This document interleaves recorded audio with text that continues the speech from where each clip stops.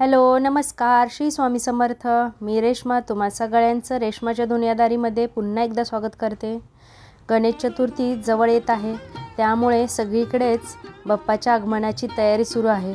लवकरच बाप्पा आपल्यामध्ये पदार्पण करतील। भाद्रपद महिन्यातील शुक्ल पक्षातील चतुर्दशी तिथीला श्री गणेश चतुर्थी साजरी केली जाते। 10 दिवसात गणपतीची विधिवत पूजा अर्चना केली जाते।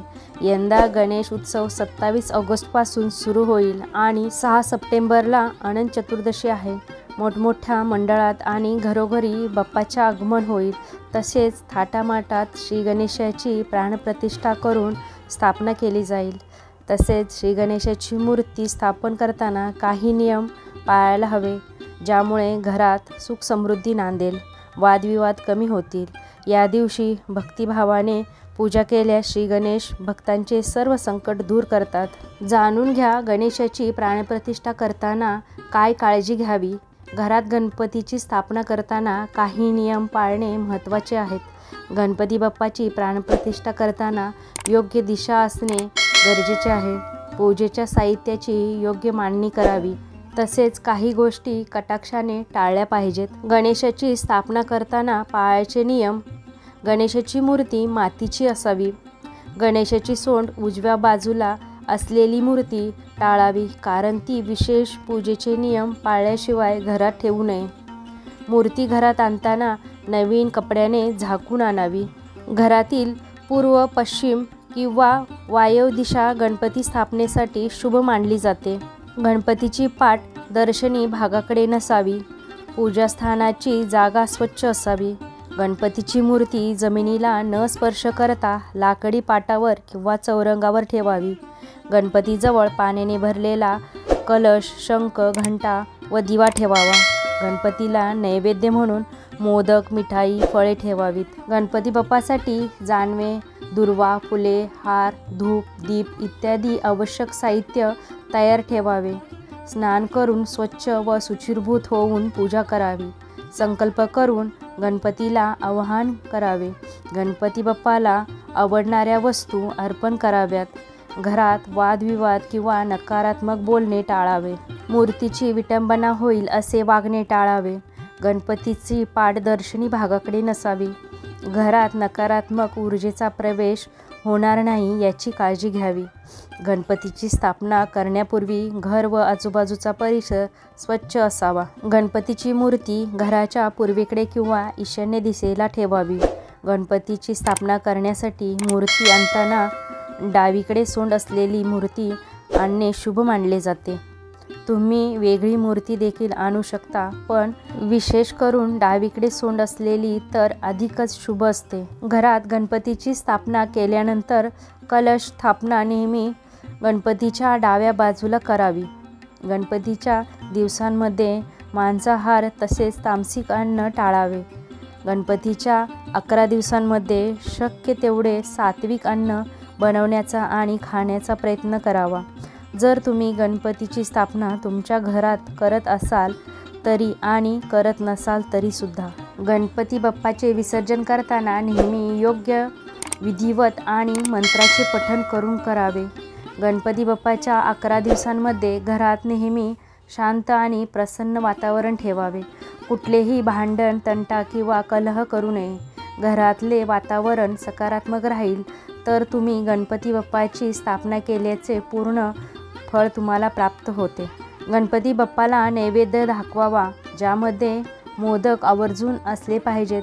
नाहीतर तुम्ही लाडू, मिठाई किंवा गोड पदार्थाचा नैवेद्य देखील दाखवू शकता। पर्यावरणाचं संरक्षण करणे ही आपली सगळ्यांचीच जबाबदारी आहे। त्यामुळे यंदाच्या गणपती स्थापनेच्या वेळी मूर्ती खरेदी करताना शक्यतो मातीची किंवा नैसर्गिक रंगांनी रंगवलेली मूर्ती निवडा, किंवा तुम्हाला बनवता येत असेल तर तुम्ही घरी बनवून स्वतःच रंग देऊ शकता। ती मूर्तीची स्थापना तुम्ही करू शकता। गणपती बाप्पाची स्थापना शुभ मुहूर्तावर आणि योग्य विधीनुसार करा। फक्त गणपती बाप्पाची स्थापना करायची आहे म्हणून करू नका। विधिवत केलेली स्थापना त्याचे फल प्राप्त होते।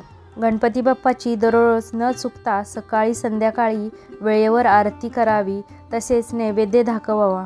काही भक्त गणपती बाप्पा आपल्या घरी आहेत तेवढ्या दिवस उपवास करतात, पण हे आपल्या इच्छेवर अवलंबून आहे. एकदा आपल्या घरात गणपती बाप्पाचे आगमन झाले तर इतर धार्मिक नियम देखील पाळले पाहिजेत. जसे की सुतक आले तर दुसऱ्यांकडून पूजा व आरती करून घ्यावी. मासिक पाळी आली असेल तर शक्यतर पूजा आरती नैवेद्य सगळ्याच दुसऱ्याकडून करून घ्यावे किंवा तुम्ही नैवेद्य बाहेरून मागवला तरी देखील चालतो. गणपती बाप्पा घरी असेपर्यंत पती पत्नीने ब्रह्मचर्याचे पालन आवर्जून केले पाहिजे. गणेश उत्सव दरम्यान आरास करण्यासाठी पर्यावरणपूरक गोष्टीचा वापर करावा. थर्माकोल, प्लॅस्टिक इत्यादी विघटन न होणाऱ्या वस्तूंचा वापर टाळावा.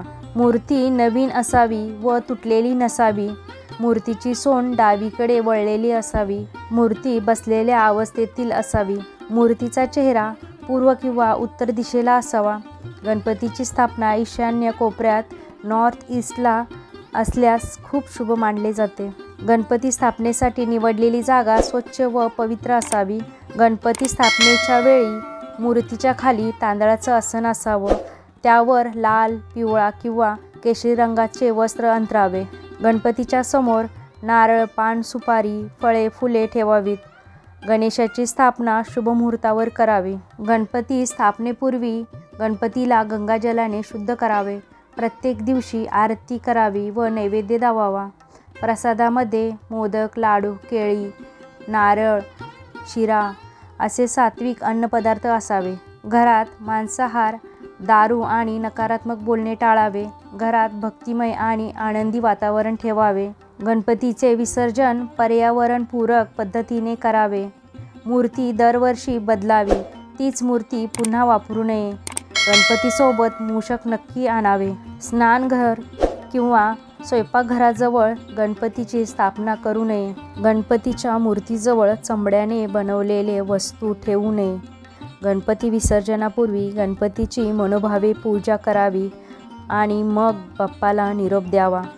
बाप्पाचे विसर्जन करताना पुढच्या वर्षी लवकर या भावनेने निरोप द्यावा. तर तुम्हाला हा माहितीपूर्वक व्हिडिओ कसा वाटला?